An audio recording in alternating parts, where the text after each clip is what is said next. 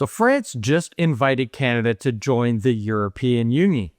And nobody in that room said no. Not a single country pushed back. In fact, they applauded. And if you think this is just some throwaway diplomatic line, you need to hear what's been happening behind the scenes. Because Canada and Europe have been quietly building something that nobody's talking about. Well, except Dave and I. Of course. Now, here's why this moment is bigger than people actually realize. In geopolitics, the things that change the world, they don't start with trees. They start with a line that sounds like a joke. You float the idea, you watch who flinches, and if nobody flinches, well, it's not a joke anymore. France's foreign minister tossed this idea out like it was casual, like he was testing the temperature. And the fact that the room applauded instead of laughing it off, well, that tells you everything about where the political imagination is right now. 10 years ago, this gets a laugh out of the room. Today, applause. And here's the part that most people are missing. This didn't come out of nowhere either. Since Mark Carney became Prime Minister, Canada has been moving closer to Europe at a pace that we haven't seen in decades. Multiple visits, deeper coordination, quiet alignment that's starting to look a lot less like diplomacy and more like construction. Visit, agreement, follow-up, integration. Over and over and over again. That's not diplomacy, people. That's building something. So the question is, why now? Why are people even entertaining the idea of Canada inside the EU? And the answer comes back to one country, the United States. For decades, Canada's entire economy model was built around the American market. We sell them energy, cars, raw minerals. They're our biggest customer by a mile. It was convenient. It was stable. Keyword was. Because stability depends on predictability. And predictability, well, we all know, that's gone out the window. Tariffs have appeared overnight, trade agreements have been threatened, allies get treated like competitors. Canada is looking at its biggest trading partner and realizing, hey, you know what? This relationship is over. So what do you do when your biggest customer becomes unreliable? Well, the same thing any smart business does. You diversify. You don't cut ties completely yet, but you start building other options so you're not exposed when things go sideways. And that's why what happened in that EU chamber matters so much. Because Europe isn't just another trade partner. The European Union is one of the largest, most stable markets in the world. Similar political values, strong regulatory systems, a massive consumer base. It's the only partner that can realistically balance the weight of the US. And here's something most people don't even realize. Europe is already here. France has territory just off Newfoundland, St. Pierre and Miquelon, and Canada shares a border with Denmark. Yep, there's an island up in Greenland that we literally share. You can literally see Europe from Canada's coastline. So the idea that Canada and Europe are somehow distant from each other, well, that's never really been true. Geographically, politically, historically, the connection has always been closer than people realize. And here's what makes this Trump's worst nightmare. His entire strategy has been to pressure Canada into submission. Tariffs, threats, insults. And instead of folding, Canada just walked across the Atlantic and found a partner with 27 countries and 450 million people willing to say, "Welcome, Canada." Yeah, and people don't even see it. Canada already has a foot in the door, and it's been there for years. CETA, the Comprehensive Economic and Trade Agreement. It's already in place. It's already lowered tariffs. It's already opened markets. And it's been quietly boosting trade between Canada and Europe while most Canadians weren't even paying attention. But what's happening now goes way beyond trade. And this is where it gets really interesting because we're going to show you 3 things that are happening right now, quietly, that are putting Canada inside European systems in ways that nobody even expected. Number 1, defense integration. Canada joined the EU's Safe Procurement Initiative. Now that sounds technical, so here's what that actually means. Europe has set up a fund, about 150 billion euros, to coordinate how member countries buy military equipment. Instead of every country going it alone, they pool resources and build together. Yeah, think of it like a group of neighbors deciding to build one really solid fence together instead of 10 flimsy ones separately. Cheaper, stronger, and everyone benefits. And now Canada is sitting at that table. And this isn't just about weapons either. This is jobs, this is manufacturing. This is Canadian industries like aerospace, shipbuilding, getting long-term contracts tied to the European security.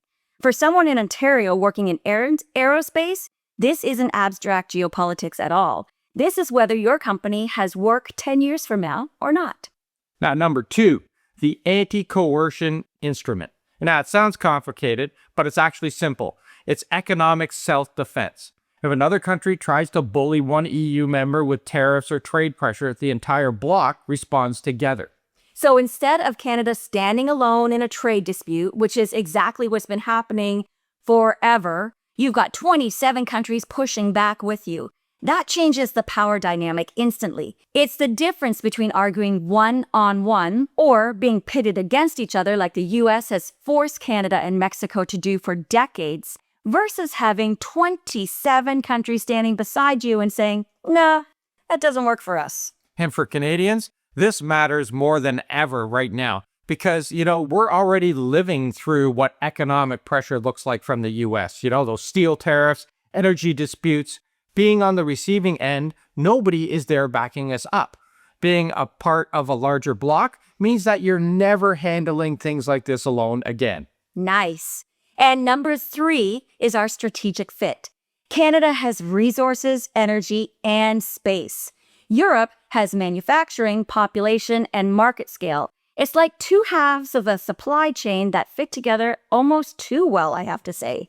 Canada's supplies of critical minerals, clean energy, raw materials. Europe processes, manufacturing, and distributes that. Together, they reduce dependence on every other global player. Now, let's address the obvious, right? Canada is not in Europe, and EU membership rules are pretty clear about that. So how does any of this actually lead somewhere? Treaty changes. And yes, that does sound like a massive hurdle. Well, because it is. Because every single EU member would have to agree. Now, that doesn't happen quickly, and it doesn't happen easily. But here's the thing about international systems. Rules don't change, until they suddenly do. And they usually change when the incentives shift enough that the old rules stop making sense. Heck, that's how NATO expanded, and that's how the EU itself grew from a handful of countries into a 27-nation political and economic superpower. And the fact that this was met with applause instead of dismissal, well, that tells you the political temperature is already shifting. People are thinking in new ways about what alliances look like and about who belongs with who. There's also a financial angle here that almost nobody talks about. Currency exposure. Yeah, right now, Canada's economy is heavily tied to the US dollar because so much of our trade flows through the United States, which means when the American economy moves, Canada moves with it, whether we like it or not. Yeah, so greater integration with Europe starts to change that equation. More trade in euros, more European investment flowing into Canada, more diversification away from one single currency dependency. It's like shifting part of your financial life into a second currency. You're not abandoning one system, you're just making sure you're not trapped in it, and that reduces risk, which is really what every single piece of this is about. So, does this mean that Canada is about to become a member of the European Union? Well, no, not tomorrow, not even next year. But that's not the right question anymore. The right question is, what does this look like in 5 years or 10 years? Because here's the pattern. Economic integration comes first, then institutional alignment, then defense coordination, and only after that do the political decisions follow. And Canada is already 2 or 3 steps into that sequence. CETA is done. Defense integration is happening right now. Institutional alignment is accelerating. So, when you look at it, the direction is clear. Canada is building deeper ties with Europe across trade, defense, and economic systems. And once those systems are aligned, the political decisions don't get harder, they get easier. So for Canadians, the takeaway isn't that we're becoming European, it's that we're expanding our options, building relationships that give us more control over our own future. Because at the end of the day, sovereignty isn't just about borders, it's about choices.